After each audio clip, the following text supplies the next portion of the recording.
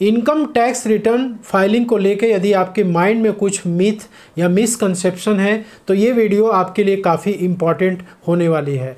Income tax return filing को लेकर या आईटीआर फाइलिंग के रिटर्न को लेकर 6 कॉमन मिथ या मिसकंसेप्शन लोगों के माइंड में आते हैं, जिसका कि आंसर आज इस वीडियो में उनको मिलने वाला है। तो सबसे पहला जो मिसकंसेप्शन आता है आईटीआर फाइलिंग को लेकर कि यदि बैंक अकाउंट में हमारा एक से ज़्यादा अकाउंट है तो क्या आईटीआर फाइल करना मैंडेटरी है। सेकेंड पॉइंट ये है कि यदि बैंक में हम करेंट अकाउंट ओपन करा के उसमें ट्रांजैक्शन करते हैं तो क्या ऐसे केस में आईटीआर फाइल करना मैंडेटरी हो जाता है, कंपलसरी हो जाता है।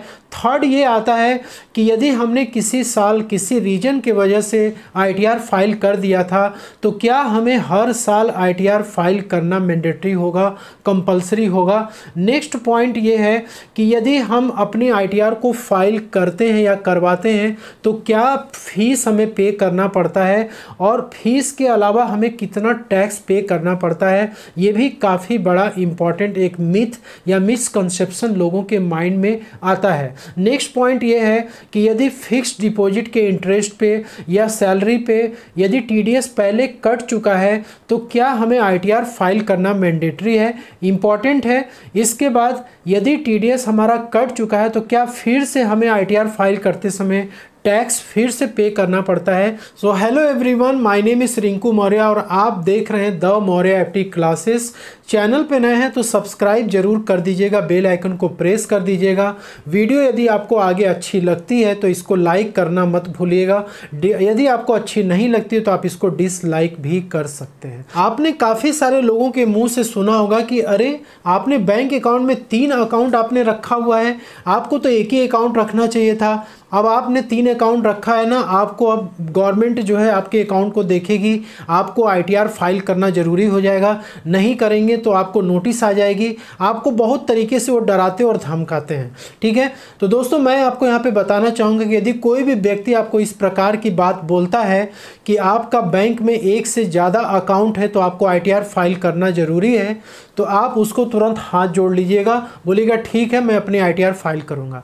दोस्तों मैं आपको बताना चाहूँगा कि यदि आपका एक बैंक में यदि आपका एक अकाउंट हो, 2 अकाउंट हो, 3 अकाउंट हो या फिर आपने 10 अकाउंट खोल रखा है अलग अलग बैंकों में या पूरे ऑल ओवर इंडिया में आपके अकाउंट हैं, लेकिन आपको आईटीआर फाइल करना मैंडेटरी नहीं है। दोस्तों आप चाहे जितना भी अकाउंट अपना ओपन कर सकते हैं, आप उससे ट्रांजेक्शन कर सकते हैं, लेकिन उसका आईटीआर फाइलिंग से कोई लेना देना नहीं है।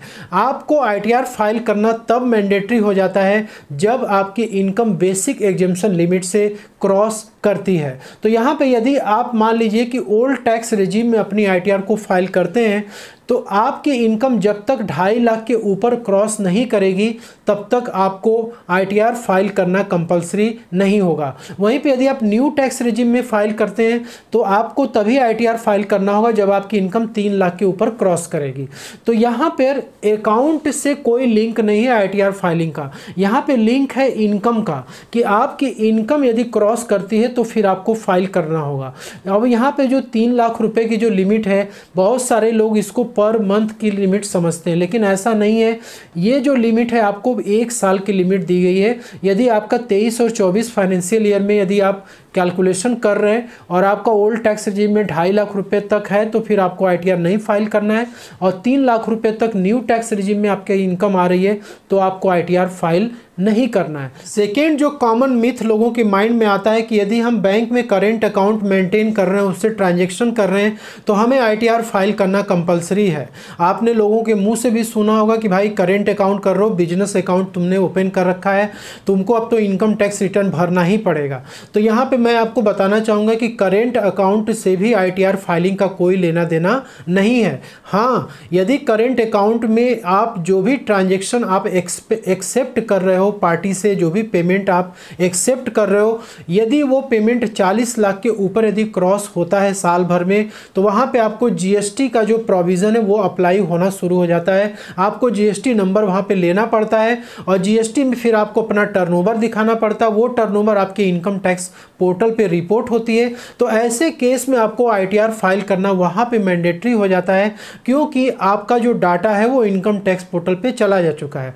लेकिन यदि आपकी टर्नओवर पर करेंट अकाउंट में जो भी पैसा आप ले रहे हो वो 40 लाख के नीचे यदि है, या आप सर्विस दे रहे हो पर 20 लाख के यदि नीचे है तो, और आपकी प्रॉफिट जो है वो 20 लाख यदि 3 लाख रुपए के नीचे आ रही है, 3 लाख तक है, तो आपको ऐसे केस में, करेंट अकाउंट के भी केस में, आपको आईटीआर फाइल करने की ज़रूरत नहीं है। इसके बाद जो नेक्स्ट पॉइंट है कि यदि हमने किसी 1 साल में अपनी आईटीआर फाइल कर दिया, मान लीजिए कि आपको बैंक से लोन लेना था, बैंक ने आपसे आईटीआर मांग ली और आपने आईटीआर किसी वकील से या किसी सीए से आपने फाइल करा लिया था, ठीक है, आपका काम हो गया। इसके बाद नेक्स्ट ईयर सीए या वकील आपको फ़ोन करके बोलता है कि भाई ऐसा है कि आपकी आईटीआर फाइल करनी है, पिछले साल आपकी आईटीआर फाइल हुई थी और आपको हर साल ये आईटीआर फाइल करनी पड़ेगी।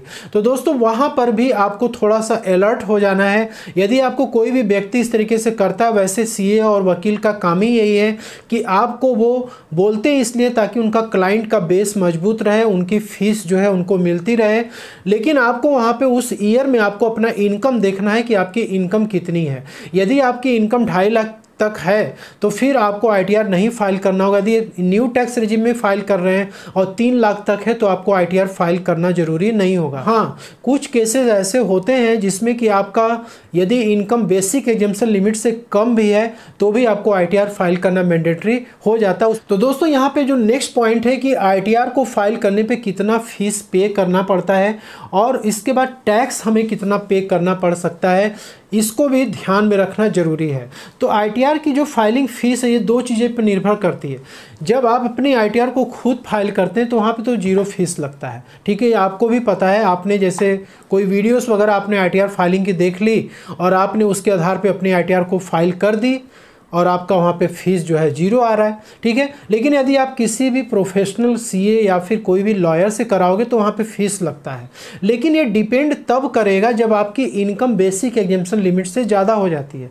तो जैसे मान लो कि यदि आप ओल्ड टैक्स रिजिम में अपनी आईटीआर फाइल करते हो और आपकी इनकम 2.5 लाख से लेकर 5 लाख के बीच में है तो आपको आईटीआर फाइल करना पड़ेगा। यदि न्यू टैक्स रिजिम में 7 लाख तक है तो आपको आईटीआर फाइल करना पड़ेगा। अब यहाँ पर एक चीज़ ध्यान देना कि यदि आपकी इनकम 7 लाख तक है तो उस केस में टैक्स आपका 0 आएगा। अब यहाँ पे लोग कहेंगे कि भाई टैक्स 0 आ रहा है तो हमको आईटीआर फाइल करने की ज़रूरत ही नहीं है।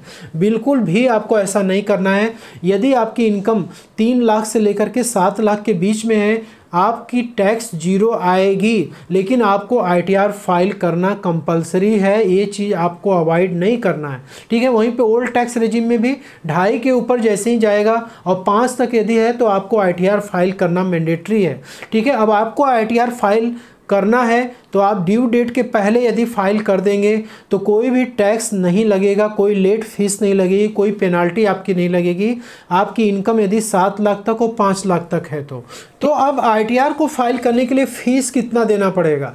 तो यदि आपकी इनकम 2.5 से लेके 5 तक है या फिर न्यू टैक्स रिजिम में 7 लाख रुपए तक है तो ये डिपेंड करेगा कि आप किस एरिया में रहते हैं, ठीक है। अब उस एरिया वाइज जो है आप जो नॉर्मल फीस आईटीआर की वो 1500 रुपये से लेकर 2000 रुपये तक है। तो जो भी सीए या लॉयर को आप हायर करेंगे यदि आपकी इनकम इतनी लिमिट तक है तो नॉर्मल यही चार्ज है, यही फीस पे करना पड़ता है। इसके बाद जो नेक्स्ट पॉइंट माइंड में आता है लोगों के, एक बहुत बड़ा मिथ है, मिसकंसेप्शन है, यदि एफडी सैलरी पे यदि टीडीएस कट चुका है तो क्या आईटीआर फाइल करना मैंडेटरी है। तो सबसे पहले तो हम बात करेंगे कि यदि सैलरी पे यदि टीडीएस कट चुका है तो क्या आईटीआर फाइल करना मैंडेटरी है।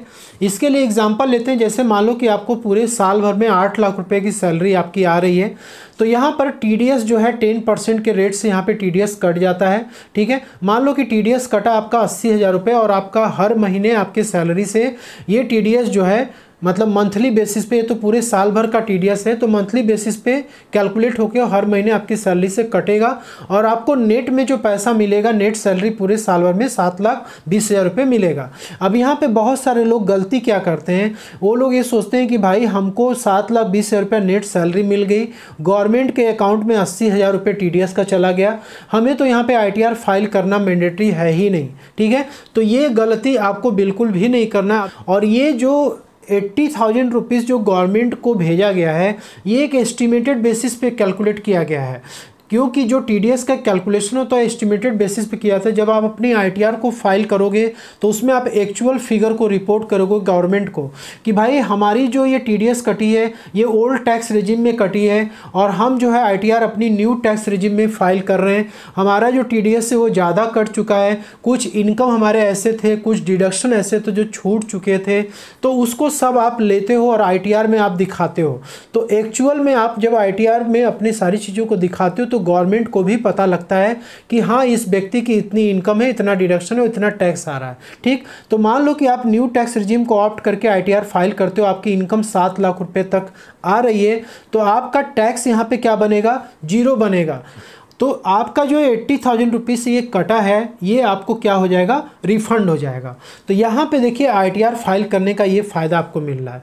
तो आप यदि सोचेंगे कि गवर्नमेंट को चला गया, हमें सैलरी मिल गई, हमें ITR फाइल नहीं करना है, तो आप यहाँ पे गलती कर रहे हो। आपको ऐसा बिल्कुल भी नहीं करना, आपको अपनी ITR फाइल करनी है।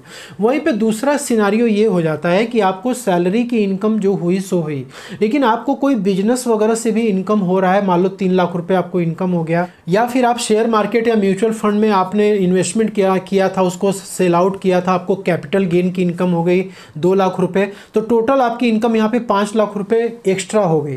पहले क्या था, 8 लाख रुपए की सैलरी थी आपकी, ठीक है, वो 8 लाख रुपए की सैलरी प्लस 5 लाख रुपए आप दोनों को प्लस कर देंगे, टोटल इनकम आप अब यहाँ पे 13 लाख रुपए का आ रहा है। तो आप अपनी ITR में 13 लाख रुपए की इनकम आप एक्चुअल में रिपोर्ट करोगे। अब इस 13 लाख रुपए पे मान लो कि टैक्स आ गया 1,10,000 रुपये, तो यहाँ पे क्या हो रहा है, आपको पहले से 80,000 रुपीज़ आपका TDS का जमा है गवर्नमेंट के पास। तो यहाँ पे क्या होगा, टैक्स आपका 1,10,000 रुपये हुआ, उसमें से आप TDS 80,000 रुपीज़ का माइनस कर दोगे, जो रिमेनिंग 20,000 रुपीज़ होगा वो आपको अपने जेब से पे करना पड़ेगा। ठीक है, तो यहाँ पर ITR फाइल करने से आपको ये बेनिफिट मिल जाता है कि आपको टैक्स देना भी है या टैक्स नहीं देना है। तो यहाँ पे जो नेक्स्ट पॉइंट है, जो TDS डिडक्ट हो चुका है तो क्या फिर से हमें टैक्स पे करना पड़ेगा। तो इसका आंसर आपने यहाँ पे देख लिया कि यदि आपकी इनकम सैलरी के अलावा भी कुछ इनकम आपकी हो जाती है और ऐसे केस में आपका टैक्स ज़्यादा बन रहा है लेकिन आपका जो TDS है वो कम हो रहा है, तो ऐसे केस में आपको पेमेंट करना पड़ेगा। यदि आपका जो टैक्स है वो कम आ रहा है और आपकी TDS यदि ज़्यादा आ रही है तो उस केस में आपको माइनस हो जाएगा अमाउंट और आपको रिफंड मिल जाता है। इसके बाद हम बात करेंगे कि यदि आपने FD पे यदि आपका TDS कटा है तो ऐसे केस में क्या आपको ITR फाइल करना मैंडेटरी है। तो दोस्तों मान लो आपने बैंक में FD कराई हुई है, उस पर आपको इंटरेस्ट के तौर पे 10 लाख रुपए पूरे साल भर में इंटरेस्ट मिल रहा है। अब उस पर 10% का यहाँ पे TDS कट जाता है तो 1 लाख रुपीज़ आपका TDS कट गया।